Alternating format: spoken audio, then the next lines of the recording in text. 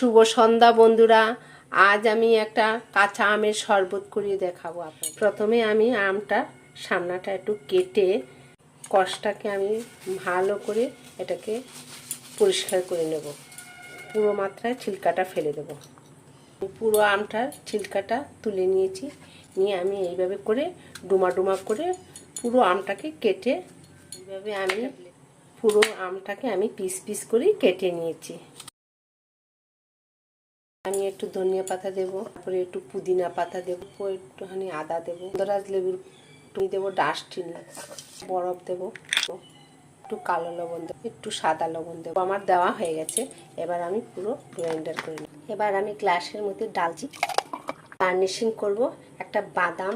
এবার গার্নিশিং শেষ হয়ে গেছে, এবার খাওয়ার পালা। বাড়িতে অবশ্যই ট্রাই করবেন আর খেয়ে দেখবেন, অপূর্ব টেস্ট।